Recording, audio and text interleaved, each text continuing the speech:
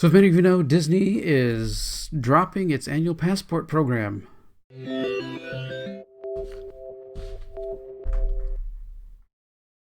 Hey there, this is Tom with Tom's Tech Show, and I do make videos about Disney and Disneyland, and we went to downtown Disney a few times, and some videos from there. Just how nice it was to be back there. Now you can't eat outside. They're gracing you with the ability to drink water. Like any of that is going to cause anything for anybody. When it's been shown that almost everyone who contracts the crazy virus is in someone's home, in close quarters with somebody else, not out in the open anywhere. It actually was proved. I think the city of Los Angeles sued the state to have them prove that eating outside, you could get rampant virus, but they proved that you can't, that it's the same as just standing outside. So, it's all nuts. But anyway, so your annual passes are kind of going away. And I knew this was coming. I made videos way last year about the fact that they're going to have, the regular passes are going to go away. Here's some other ones that we've had over the years. So this one, let's see. This one here is from 2010. This is 10 years ago. It has a little castle, little balloons floating around it. This is back when you could kind of pick your passport. Here's another one from 2009, even further back. It says, "Where dreams come true," is a little castle in the cloud and stuff. And then, of course, everybody has these new ones, which are just like this, which everybody has, just the basic ones with those 3 characters on it. And then we, at one point, did have these.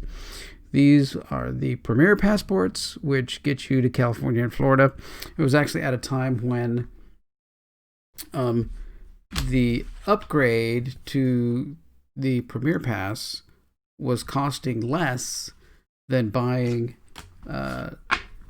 tickets for Disney World for a week. So we were going there. We were going to spend a week at Disney World, and I looked at the cost. It's like, well, if we buy park passes for the whole week, park hoppers with all the extra stuff for the whole week, it was going to be like $800 or $900. And to upgrade our passes to the premieres was going to be like $600. So we'd save $200 by doing that. Of course, Disney quickly found out that was going on, and they raised the prices of the premier passes. So anyway, that's it's the way it goes with Disney once they find out what they're doing. So Disney, obviously, especially in California here, they have a problem that they can't open the park. And when they do, it's only going to be, who knows, maybe 25%. I don't even know if they'll let them open at that. They do have some, documents here that they've posted about passports, and that they're going to be refunding people. So we had like 2 weeks left. We'd made our last monthly payment. We have about 2 weeks left. So it's of the highest passport that they had. So I think we'll get like $150 or something back. But I would rather get into the park rather than get the money back. But we had been calling them, telling to extend it again and again and again. But anyway, that's kind of over. So what they're really going to have to do is they're going to have to switch it around to have something more like the Flex Pass. But I don't even know if it can be the Flex Pass, because Flex Pass almost guarantees you ability to get into the park. Everybody's going to have to be in a queue. You're going to have to go sign up for what day that you're going to be able to go and things like that. So the Flex Pass was that way, and they do that in other parks. They're doing that in Disney World. They're doing that. They had been doing that in most of the parks over in Asia already, that you have to sign up for the days that you wanted to go. So, and maybe that'll be what happens for a while, that there's no passports, there's no kind of annual subscription kind of thing to Disneyland for a while. And they'll have to, just manage it as they go forward. Once they get up to, maybe having 50% capacity, that they'll be able to bring in some kind of a Flex Pass, depending on, if they see what crowds there are. Initially, I think it's just going to be packed. But once they see what crowds there are, how the levels are going throughout the year, that maybe they'll be able to start offering a flex pass, or maybe right now they only want to go up to 5-day park hoppers that you can buy, and you have to use them within so many days and crazy things like that. So maybe they'll have a ticket that's like 20-day park hopper ticket that's good for a year. So you can go 20 days at some point during the year. So you can spread that out in order to maintain, so you don't have to keep going and buying, and maybe add with the 20-day park hopper ticket, they'll add, a 5 or 10%. That's the big thing about the annual passports is, we're getting 15% on food and 20% on merchandise, discounts. So maybe they'll do a 20-day park hopper that's good for a year, and then they'll add a 10% discount on top of that by, letting you buy that 20, 25 days, or maybe 24 days. That gets you in there hopefully twice a month.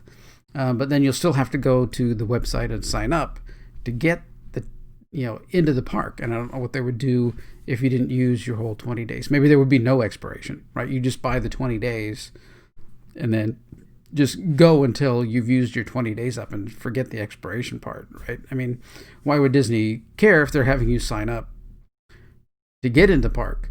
If you have to go to a website, sign up to try and get into the park, and you can't for 2 or 3 weeks, and that's going to be past your year, whatever, of the 20-day or 24-day ticket, whatever they would set up. So just maybe let people buy a 24, 25, whatever it is, day ticket, give you 10% off merchandise and meals, and then just whenever you can get into the park, you get into the park. If that happens, if you burn that 20-day up in 3 months, you can actually, if you could actually do that, get in there, those 20 days in 3 months, then good. Then you'd have to go buy another 20-day ticket. So that I think would kind of be where they would start.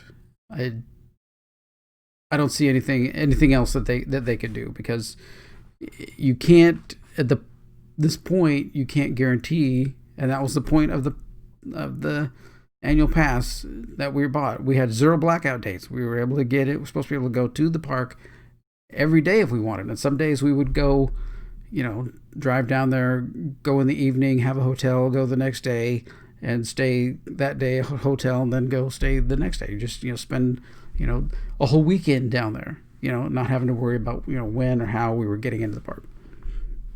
So, and that made it really nice and flexible. So maybe a 20-day or 25-day park hopper pass that gives you a little bit of a discount, because again, that's what we were looking forward to with our, our Premier Plus or Premium Plus, whatever we had, tickets, was that discount, being able to go to one of those shops and say, oh, that's, especially like big ticket items like Dooney and Burke bags. I mean, $265, you're getting 15% off of that, or 20% off of that. That makes a big difference. That makes it so, oh, I can buy this, rather than not. So,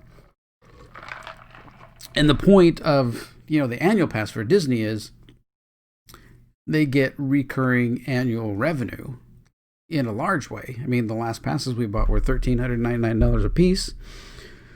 So that's a huge chunk of money. And Disney has that guaranteed now. So that's nice on their books that they get this guaranteed amount of money. Well, splitting things up to like a 20-day or 25-day.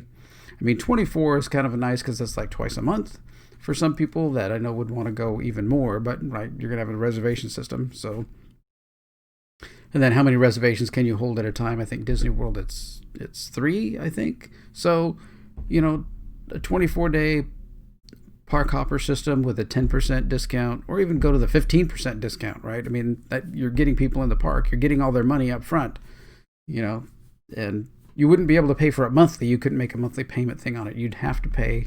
So that's where you have to balance it, right? You have to make it so that if it gets too high, then people can't buy it, and they're back to buying single park, single day or small multi-day park tickets with no discount. So if you want your annual pass holders to switch to something, it needs to be not so outrageously priced that they're not going to be able to buy it, since we're not going to have like a monthly payment option. I mean, $3,000, for two people to go to the park and drop that right away. You can put it on a credit card, but the nice thing about their monthly payments was there was no interest on it, and you just pay it throughout, it just gets paid throughout the year. So with the new system, like a 20-day or 24-day ticket, I don't think they're going to be able to have a monthly payment program with that. You're going to have to pay it all right up front. So I would say, 20-day ticket, I don't know what the price, who knows what the pricing would be, like $600 or something, $700. I mean, that would be quite, because the other regular days they were charging for a single day, they were just over $100. So you're not going to be able to charge $2,000 for a 20-day, which was what it would be, if you did 21-day tickets. So, $700, $800 maybe, that might get with the discount. So you're going to have to add that. That's where you have to add the discount in there. So we'll see what Disney comes up with when they can open, which is hopefully going to be soon. Like I said, all this Star Trek stuff that's behind me, and there's a bunch of boxes over here that I've got packed because I'm selling all this stuff on eBay.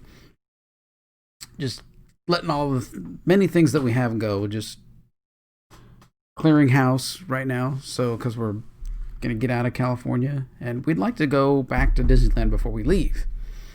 So that might be in the next couple of months. So we'll see how that works out. But we'll definitely be flying back. We have other things that we need to do, family we need to see, on occasion back here in California. So I'm sure we'll be making trips to the park once it opens again.